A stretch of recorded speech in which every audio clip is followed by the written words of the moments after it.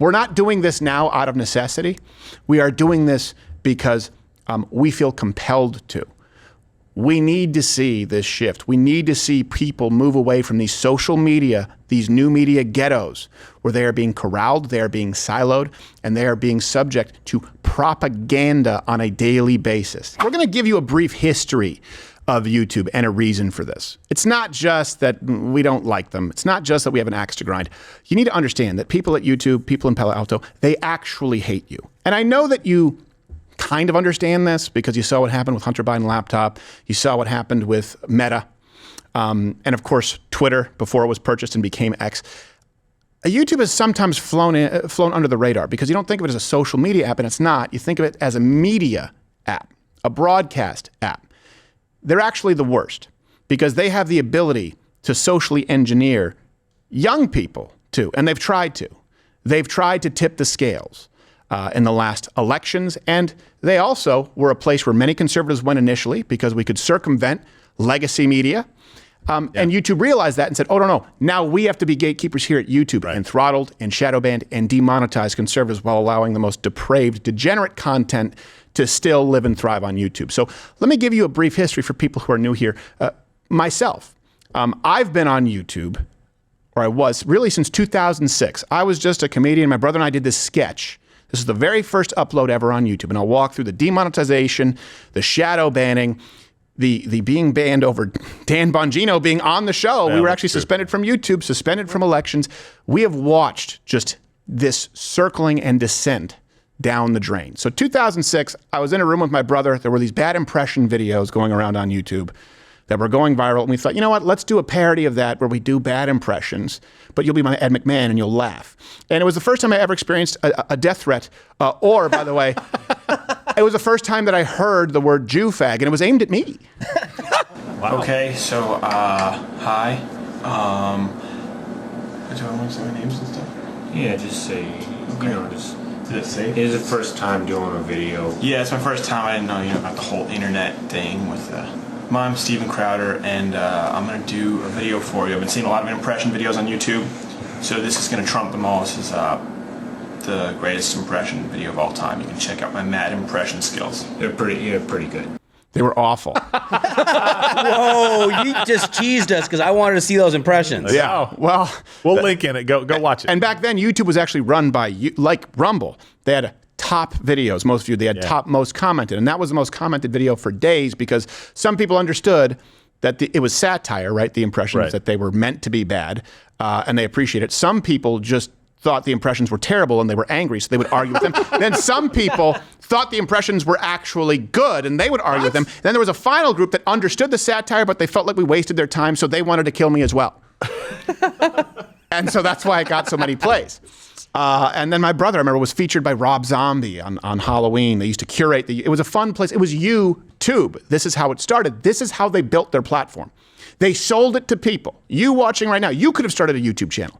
That was the beauty of it until it became corporate, sanitized, and another propaganda wing of the left. So in 2009, that was the first time I uploaded, I believe 2008, 2009, my first political videos on YouTube because I was being banned from comedy clubs, or often I would perform at colleges. Turns out if you make fun of Muhammad in a city that has a lot of Somalis, it doesn't go over that well. That's a shame. I was the first comedian I remember at this college in 2005, banned from a multicultural fair at a local community college where they had me performing. Remember they used to do those conferences and you'd show up, they're like, oh, wait, we can't have this guy. So I said, I'll go to YouTube where I can do the kind of material that I couldn't do and adapt it. 2009, let's go along this timeline. Hey everyone, this is Steven Crowder. Happy New Year. God bless. Here's to praying that it's a great one. All right, that's enough. You can No, why? Point is, look, there were improvements to be Don't made. censor yourself, man. That was an old webcam. That was an Acer. Remember those? It's 2009. What do you expect, 4K? All right.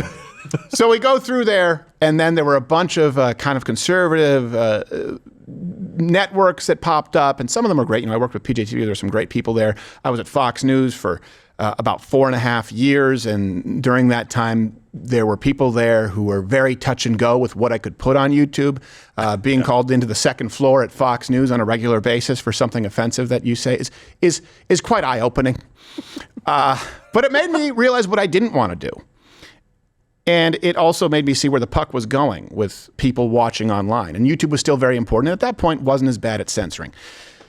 Then that brings us through 2015, 2016. 2016 is when Mug Club launched, the Daily Show. Before that, I was syndicated on radio, and we would upload it online. And there might have been 10,000 people who would watch total. There was no such thing really as video podcasts at that point in time. We started growing, and then 10,000 became 50,000, became 100,000, became 500,000, became over 1 million. And that's when the YouTube SS started knocking on our door. Yeah. And it was a constant game of cat and mouse, where they would say, well, you can say this, but you can't say that. And before this, everyone thought that YouTube was a place where it was YouTube. You could upload. And conservatives were doing very, very well. They decided to change that behind the scenes. They had some levers that they pulled. June 2019. This is when something happened, for those of you who are new, the Vox adpocalypse, where we had done videos on YouTube that were critical of Vox, who, by the way, would co-produce shows with YouTube. And it was leftist propaganda. I mean, the kind of propaganda that we now teach our kids, unfortunately, about the evils of the United States, about white privilege, Western civilization. So we were very critical of Vox for a very long period of time. They happened to have a host at Vox who was incredibly gay. And they didn't like that I pointed that out while making fun of the material. I make no apologies for it. Well, you made one. Well, oh yeah, I know, but we're not going to get there yet. Technically. So what happened is YouTube came to us and said, we are going to demonetize you completely. And that was a huge part of our business model, right? Millions of dollars. And they did this with many conservatives. It's called the Vox adpocalypse because thousands of channels that were perfectly fine before and acceptable and weren't violating any rules were no longer able to make a living on YouTube. So imagine that. Imagine someone comes into you right now and says, well, you can still work your job or you can still run your business. We're just going to forbid anyone from paying you. So do all the work you want. And thank God for Mug Club, which is now Rumble Premium. So this was known as the Vox adpocalypse. And this was the content that was deemed not hateful, but the reason for removing our ability to make a living. Steven Crowder is a conservative comedian who makes videos on YouTube. He's pretty popular. He's got close to 4 million subscribers and tens of millions of viewers. His stuff isn't for everyone, but so, if you don't like his videos, watch Colbert. It's a free country, or it used to be. The press is working to change that. A few days ago, a writer at Vox.com demanded that YouTube ban Steven Crowder. Why?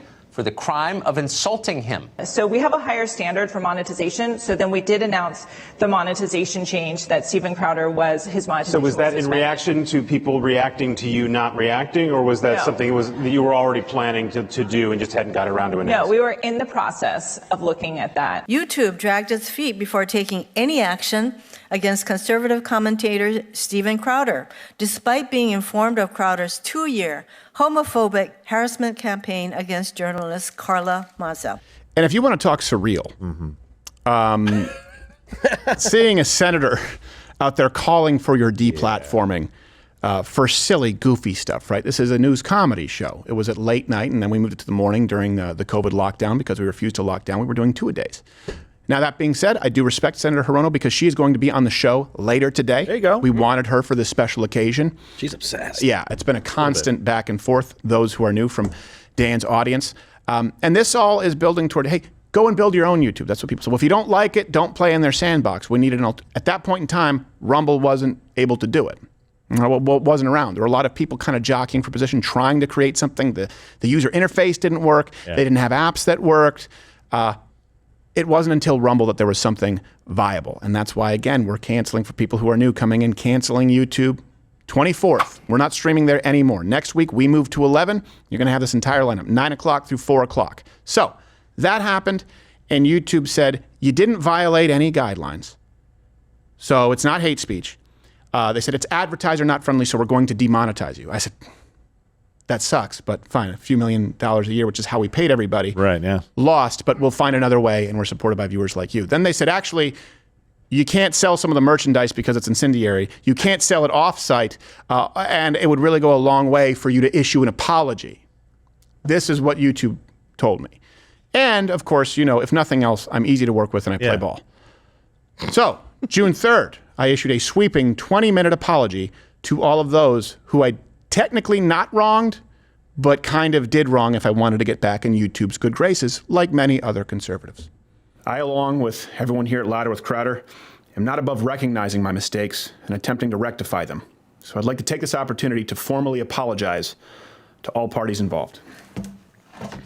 Firstly, my heartfelt apologies to practicing socialists offended by the Che Guevara Socialism is for F***s t-shirt.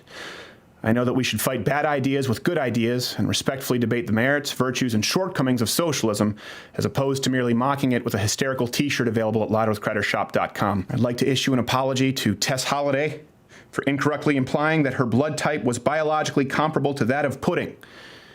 She is both brave and beautiful, and I should have done more to celebrate that. I'd like to formally apologize to the Bob Ross estate for tarnishing his legacy with portrayal of Muhammad's likeness, subsequently painting it in period blood, and finally painting his legal team as eating from a corn-infested pile of fecal matter alongside the holiest of prophets, Muhammad.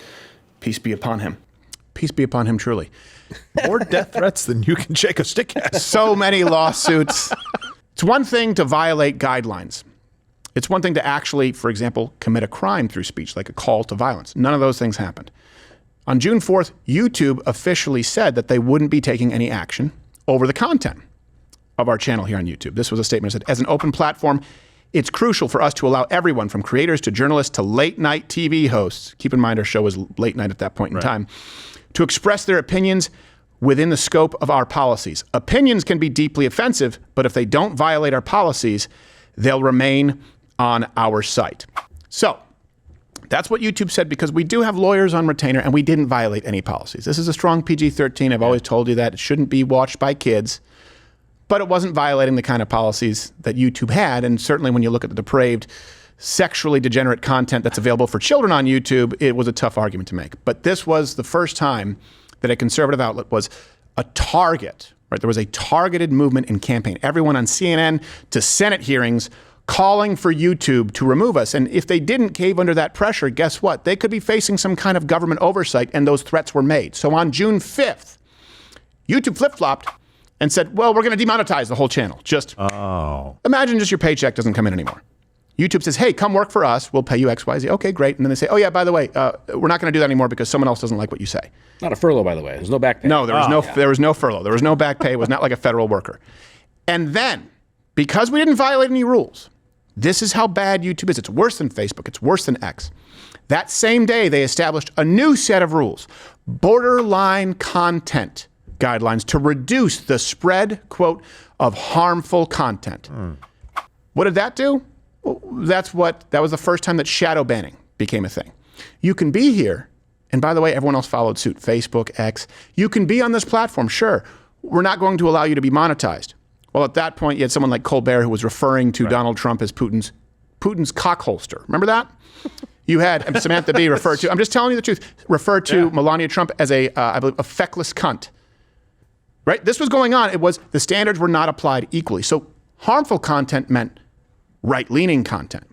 And we'll get to what happened during COVID, which, by the way, YouTube, you can argue, in reducing the spread of harmful content, and by that we mean the information surrounding antivirals, the information surrounding lockdowns, the information surrounding school lockdowns and the harm that would be caused to children. You can argue that big tech and certainly YouTube played a role in the deaths of thousands of people. And you certainly can argue the increased depression rates, the increased anxiety rates, as we see as a direct result of COVID, the school lockdowns, alcoholism. This is where shadow banning started. They created new rules. And by the way, you don't get to know who makes the rules. And you don't know what the rules are. Yeah, and you don't know what the rule is that you broke. Exactly. This was the catch-all rule, basically. They could take anything they wanted and say, in this video somewhere, you said something wrong. And after that, we have experienced now here, this show, dozens of suspensions. Dozens. Even as we move people over to Rumble, dozens of suspensions. 2021 was a very, very bad year for us for suspensions. It's almost like we did it on purpose. And I know what you're thinking. Suspension because you called for the death of someone. No. No. Suspension because you said COVID is made up. No. Suspension because you, I don't know, shouted the N-word from a rooftop and just wanted to see what happened. Nope. I'll tell you what these suspensions were over. So March 2021, we were suspended for election disinformation. Oh. And that resulted in permanent demonetization. The election misinformation was actually sending investigative journalists out to addresses where people had voted that didn't exist. And we made these available to you publicly. YouTube removed those videos and suspended us, and I had to have my lawyer explain exactly why, because they didn't trust me to deliver the message. Here's where we're at right now as things stand. For those who aren't aware of what's happened, the channel has been demonetized. We're completely taken off for an entire week due to an undetailed, unspecified violation of the presidential election integrity policy at YouTube. So that was in March. I know you're thinking like, oh, we were on our best behavior. Well, then came April, and we were suspended again for making fun of Micaiah Bryant. This was a stabbing that had taken place, and they were mad that we made fun of the person who was involved. In the middle of stabbing, remember? In the middle of stabbing. And the cop actually took the perpetrator down. The cop took her out. Killed another girl. Yeah. And we were like, well, thank God that person saved that life. Yeah, and I made a few fat jokes. Yes, and then that's when LeBron was like, this is the face of white supremacy, and put the cop's picture up, and we're like, what? Yep. He saved a black girl. He saved a black girl from a very rotund other black girl. It's true. So Rotund, nice word. Yes. Yeah. Portly. So we were suspended for that. Then October 2021, we were suspended for covering a trans prison story That's where all we'll say. A trans inmate who was a biological male may or may not have sexually assaulted, allegedly, a female inmate, which may or may not have resulted in a potential alleged pregnancy. Right. And by that, I mean, go and see if that story is a real one. You can go and research that, and just know that YouTube refused to allow anyone to cover it. October, okay. Well, then December, we were also suspended again. There were a lot. There were a lot in 2021. We were suspended for, this one was just quote unquote targeting the LGBTQ plus community, and the fact that they use the term LGBTQ plus unironically. Targeting, don't they want to be seen? Yeah. Yeah, That's what, you know. That would sound like us. So this was going on for a long time, but then we started seeing what was happening with those midterm elections. So this is where we instituted the dump button. That's been around for, I guess, about 3-4 years now. Yeah. Or 4 years, yeah. Yeah. June 7th, 2021. This is when we started streaming primarily to Rumble. But so many of you were still on YouTube, right? Having 5-6 million subscribers. It was a process moving people We're like, over. okay, we know some people are married to YouTube, and we know that you want to watch there. So we started introducing that infamous YouTube dump button. So we have here, because we don't know the policies with YouTube, and we've read the policies, but they don't enforce them consistently, we have what is the YouTube dump button. Right. That's whenever you see this. See, now we're back on YouTube. That means that someone said something that really isn't offensive, but isn't allowed on YouTube. And we still got suspended. Yeah. Well, you have to hit the button, you see? Yeah. So... And we're going to get to exactly how YouTube has directly influenced elections. And it's a problem, obviously. We all know that now. A lot of people think it was the Dominion voting machine. Sure. But the influence of Google and YouTube was enough. As far as the YouTube dump button, I've always said this, you know, when we used to do traditional television and radio, there was the FCC. Yeah. Right, where they gave you a list of words you couldn't say, and it was kind of a game of cat and mouse, okay? And people used to complain about that censorship. Then everyone migrated online, and we thought, hey, great. Now we can reach people directly and actually speak the truth.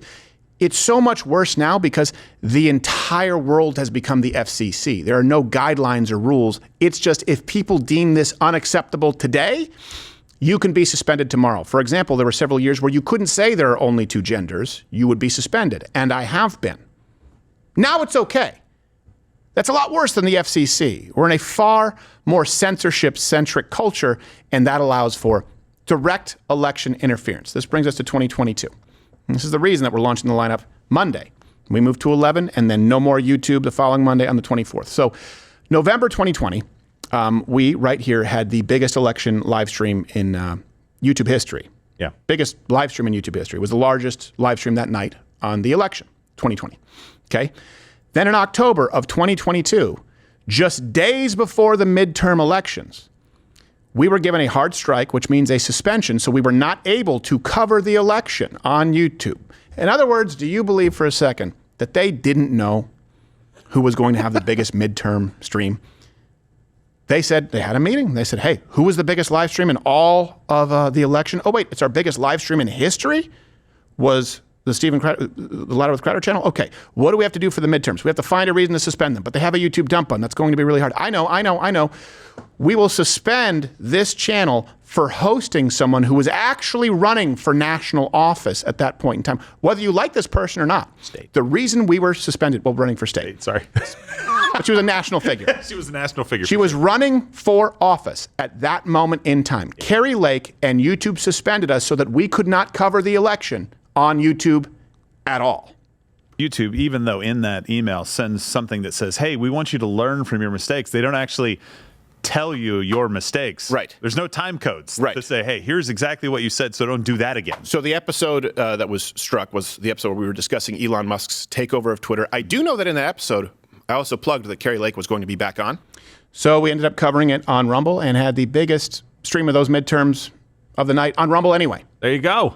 That was a big shift for us, where we saw, okay, there actually is an alternative. Yeah.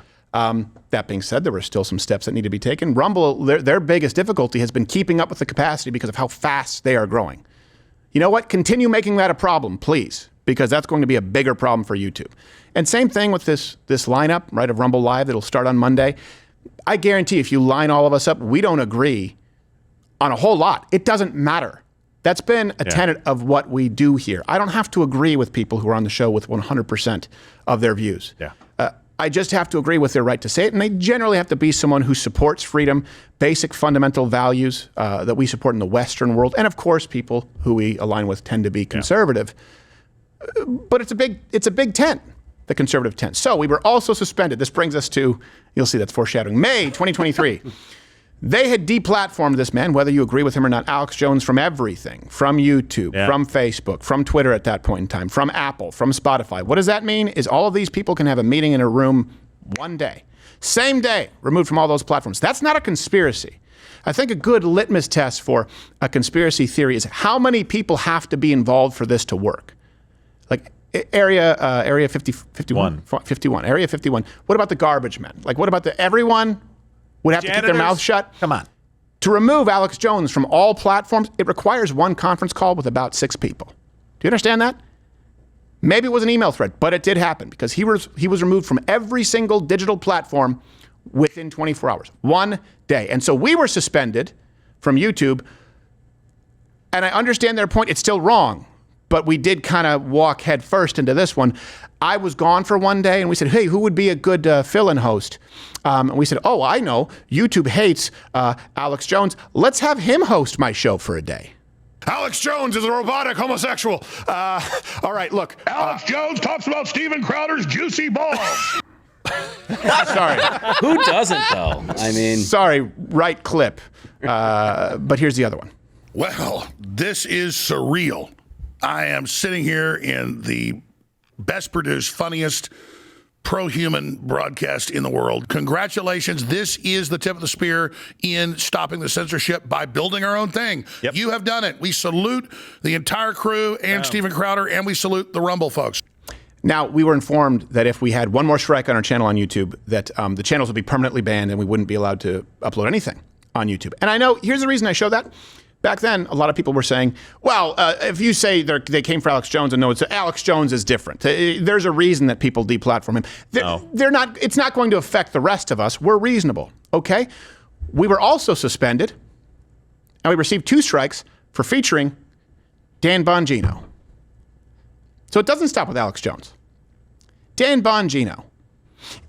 Can you think of anyone who's more reasonable and unworthy of canceling or deplatforming than Dan Bongino?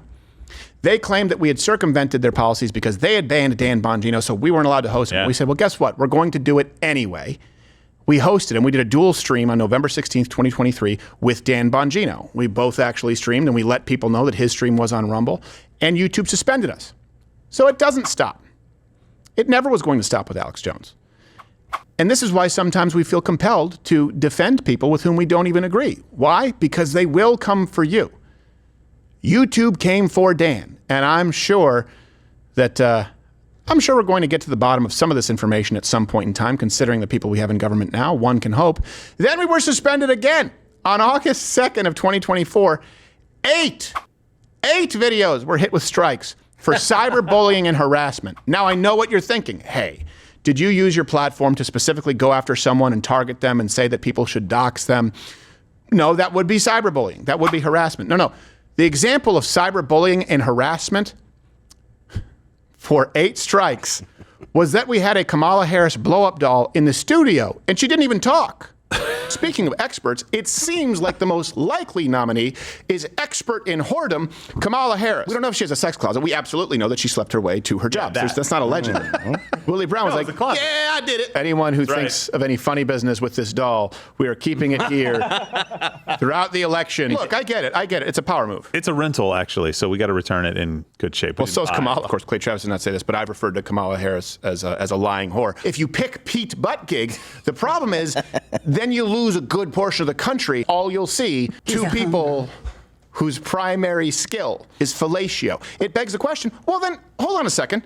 How did she become San Francisco DA? It's only because she's lied and she had sex with people for political gain. We all know many lying whores. Some of them are very nice people once you sort of cafeteria compartmentalize out the lying whoredom. If you do a little searching, you go, okay, she doesn't seem like she's the most supremely qualified lawyer. Oh, BJ's. Well, it's relevant if that's how someone got their job, if their major qualification is what they have hanging in their sex closet. Also note, Kamala did date Willie Brown, who was a mayor when he was 60 and she was 29, and when asked about it, he just said, like, yeah, banged a bitch. Now, liar whore, and you know it. Now, do you think that's election interference? Because I think it's relevant. I think if people know how someone got their job, especially if this person is going to be held out as the first potential female president to young women, it's important because you don't want that to be an example for young girls. And so we had a blow-up doll. That was the point. By the way, we still have it. Yes, we do. Yeah, it's still there. It's around. I had to return it. They said I had it at home for too long, but yes. I brought it back. Was it a 5 out of 10? Or well, they refused the return. 6.5. They said we had voided the return policy. It smelled like cocoa butter and curry. Yes.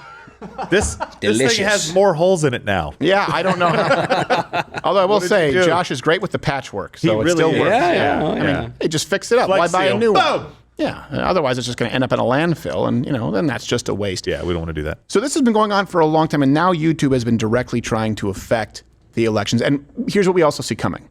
They're going to get worse before the next election. They're going to get worse because they realize they lost their stranglehold on power. We're not doing this now out of necessity. We are doing this because we feel compelled to. We need to see this shift. We need to see people move away from these social media, these new media ghettos, where they are being corralled, they are being siloed, and they are being subject to propaganda on a daily basis. If you think that big tech and new media cannot affect the outcome of elections, please see 2020 and see what happened with the Hunter Biden laptop scandal, and then apply that to all search. Apply that to all of YouTube, where you are auto-suggested, where when you search and browse, it is consistently leftist content, and by the way, sanitized conservative content who play ball with the big tech overlords. Dan Bongino hasn't done it. We're not doing it. No one in this lineup, Evita, you've got Vince, us, Tim Pool. That's a big one. YouTube is losing 2 time slots with the 2 biggest conservatives on their platform. Russell Brand, Jeremy the Quartering, Viva Frey. They're losing a lot of people with this single movement. It's a moment in time, and we're doing this because we want to prepare. We've had some wins, but we need to be able to maintain this. We need this to be sustainable. And so this is a part of fighting like hell, which we weren't allowed to say on YouTube, but now we can. Anyway, fight like hell. Don't give them an inch. And in this case, it's just a matter of switching over to another app. Please, join it. Cancel YouTube. They don't deserve your business. Hey, if you liked this video, you can comment or hit like. And you know what? Because you and I were a lot alike. Probably like dogs.